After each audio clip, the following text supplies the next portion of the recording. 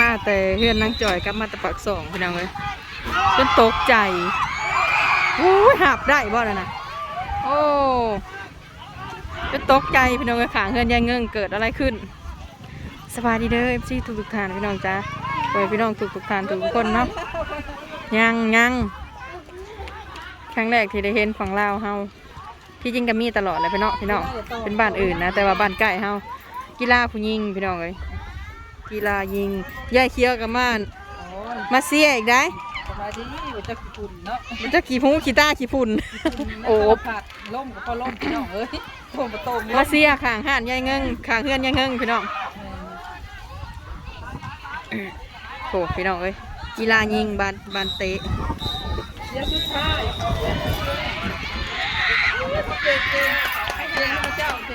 นาพองได้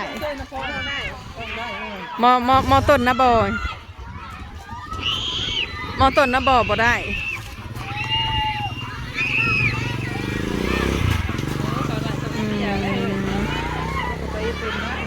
ใช่นักเรียนผู้ชายได้สะ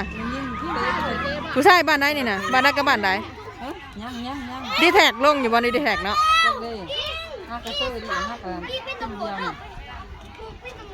ดีแท็กในมอปลายอะไรพี่น้องมอปลายนาบ่อแต่ว่าในน้ำมอปลายนาบ่อแต่ว่าเฮียนตั้งอยู่น้ำโมงพี่น้องเฮียนลังนี่เนาะแต่ว่าขึ้นอยู่กันนาบ่อพี่น้องเมืองไซปุทองเนาะ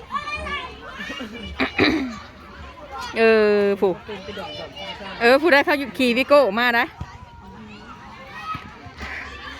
มาแต่ในเมืองจะตกใจเนาะสนั่นวันไหวอยู่ข้างเฮือนยายเงิงพี่น้องเอ้ยมาแต่เฮือนนางจ่อยแหวะเฮือนนางจ่อย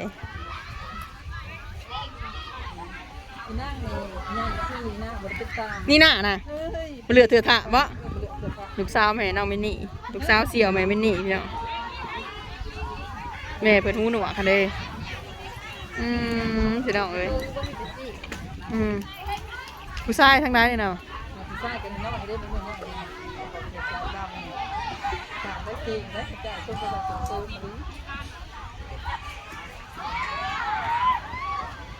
มาชุดท่าแล้วมาเสียกับเจ้าเนาะดีแท็กคือบอได้ลงดีแท็กคือเราสิบเสียนะ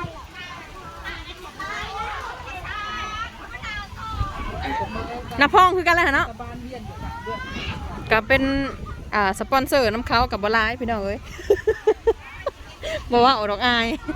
เพราะว่าใส่ซองมาเมื่อนะเนาะเส้นกับหัวมันก้นคู่เรื่องอีช่างอะไรพี่น้องกันเลยบอได้มาแมนโอ้ยฟูละได้ละแซนละซองนี่เลยเนาะ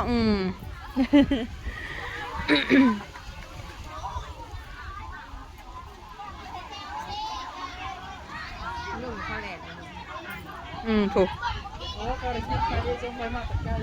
พี่น้องทีมมันที่ซองเนาะผู้ชายพี่น้องกำลังสีลงมาอีกอะไรกันนะพ่องคือกันเบอร์แหละโอ้ยคือน้อยถ้าบักนาไงน้อยพี่ขี้นู้นะคะ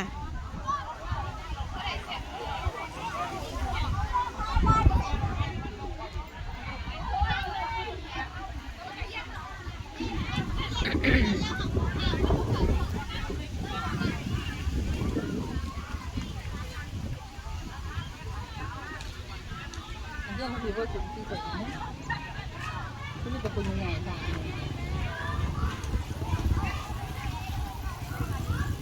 ข้างได้น้อยที่ข้างน้าบ่อข้างได้เบื้องได้บ้านที่สุดนี่ที่นี่เป็นคนยังไงข้างนี้เป็นคนว่าเบื้องนี่อันนี้น้อยบอกเดียวเลยนะน้อยบอกเบื้องหัก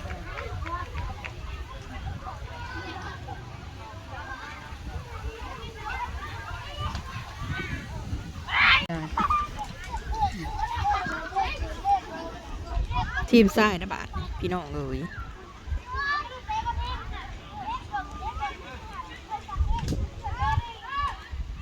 มาไปโรงเรียนบรรณโมงพี่น้องกับนาพองทีมทรายทีมยิงนะบรรณพองเอาไปกิน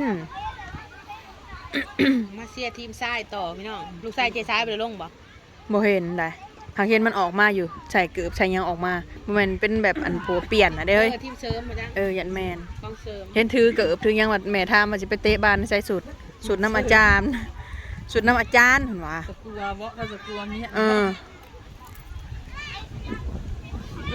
นั่งเตะบ่ค่อยเก่งเนาะเพราะว่านั่งเคยขาหักมาตกเคียงขาหัก3 บั่นถ้าเราว่ายังได้เป็นดีแท็กหัก3 บั่นพุ่นนะนี่มันย่างเบิ่งดีกว่าเท่ละแกะย่างนั่น3 บั่นกับขามันนั่นหักนั่น มันหน่อยจากปีมันตกนะ หาปีบ่ประมาณนี่แหละอายุประมาณ ปี นี่แหละประมาณนี่แหละหาปี หา6 ปีนี่แหละ ถ้าอยู่ใช้วัตอนทั้งคุณประจักษ์กับข้ามนะคะ ก็อยู่กรุงเทพชุกุลยังนอนอยู่หน้าเลยมันมีไปเกาะกระพะ ข้าไปกรุงเทพผมก็ได้ข้าก็ไปปีนี้ก็ปอกกรุงเทพน้ำบัตรน้ำเมือง มึงก็อยู่ในบ้านนี่นะบ่จักชุกุลยังนอนอยู่หน้าได้หน้าซ้ายนะ ข้าก็ยังหน่อยว่ะ ชุกุลนอนอยู่หน้าซ้ายนอนปัวกันอยู่หั่นแหละชมขี่ชมเหี่ยวแล้วห้องลูกบ่ได้ เห็นยูทูบตอนนี้ โอ้ยไปเห็นได้นี่แท็กยังไหนน้อยฮะก็เห็น YouTube ปี2 ปีนี่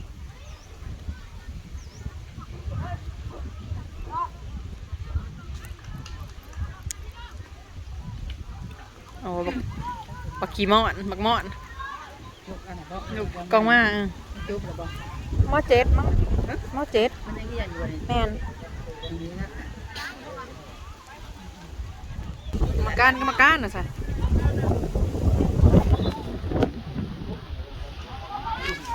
กำลังสิเล่นบ้านไปเนาะกำลังสิส่งบ้าน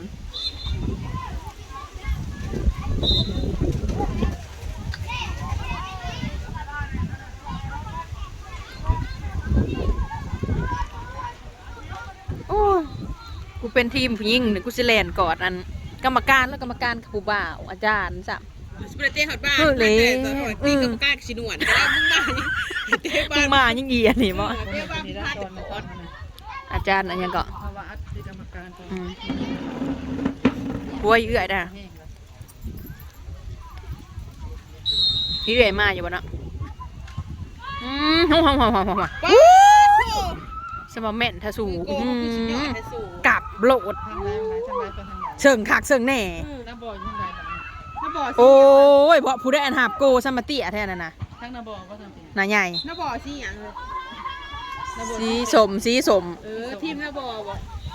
โก้น้าบ่อตัวทางนี้ จาก บ่อบ่หาคนใด บ่ฮู้ซ้ำตั้งได้โกบ้านเฮาเฮ้ยผู้ชายเขาเล่นแห้งนะเฮ้ยยา แม่ลูกก็นอนกอดกันพ่อแม่ลูก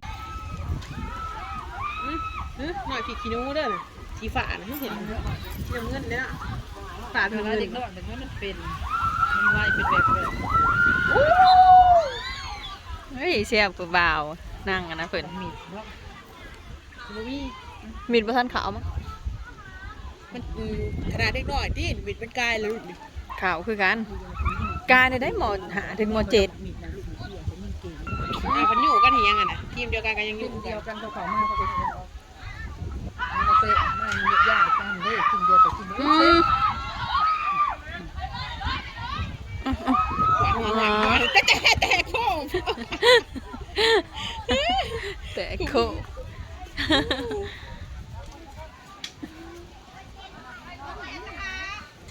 เล่นมืออีกได้เอา เก่งนะ ตึ๊บเฮ็ด ทางเก่าพันน้อยนะมันเป็นเบอร์หาเห็นน้อย นี่เตะออกเนาะ ครับให้เนดัมเบิ้ล เอาบ่ทันตะกี้เฮ้ยมาอัดกระขักแต่นะป้ามันเจ็บบ่ฮะทำโลด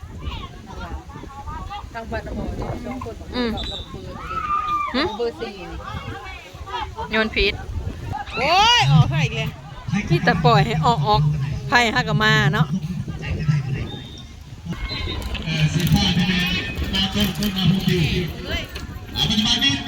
ทางสองฝ่ายยังเสมอกัน0-0มาเต็มระเบิดตามนั้นไปอย่าไปเลยเดินเข้าไปให้ทันทีมาตัวละสาม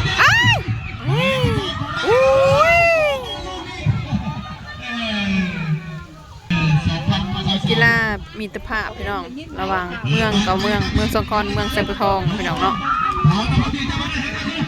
บ่ได้โอ้ยหมายเลข13นะครับเดินเช็คจากหนาพอยืนเพียงหมายเลข3แล้ว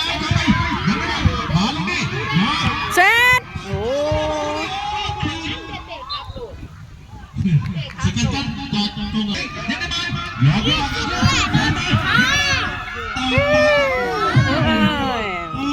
มาทำน้อยไหมท่าดี ส่วนประชาสัมพันธ์ โอ้ยมันมากเลย คือคาโคเป็นบานโยนทางเป็นบานโยน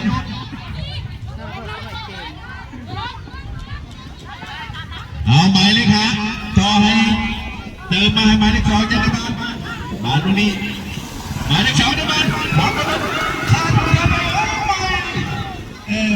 คือเช็ดใจหมายเลข2เป็นบานเตเกทันเจอพวกเดียวดาวพวกเดียวหมายเลข2ตัวน้อยยิงจะไปถึงเช็ดใจพวกประตูอีกแล้วประตูครับผู้เดือดเรา ตีเลขเปลี่ยนเปลี่ยนน้ำกันเนาะทาง2โรงเรียนแล้วสร้างความสัมพันธ์ดีทางแพงแบ่งปันเราพูดกินตามาพี่กินเข่าคุณเนาะความสามัคคีเป็นมันเกิดเพียงความสามัคคีจังไงการแค่แสดงออกมาไม่ได้ในแรกเปลี่ยนเปลี่ยนน้ำกันเนาะเจ้าถือเอาตัวเชื่อกันให้กันฝากชุดเป็นของเรานายประตูหมายเลข18ออกมาหักได้ยังเป็นบอลอยู่ในเรียนของทางมอต้นระบบเพิ่มหมายเลข13นะจะไปหมายเลข11ยังจากคาคูเติมมาให้หมายเลข3หมายเลข2ได้บอลเลยปาดยอก็ยังได้บอลได้เพื่อนหมายเลข3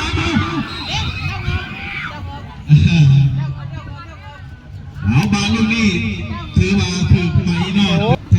สร้างพี่น้องสร้างมันเห็นยังสร้าง ออกกำลังกาย อย่าคือเงยพอเนาะนะครับจะแก่นะ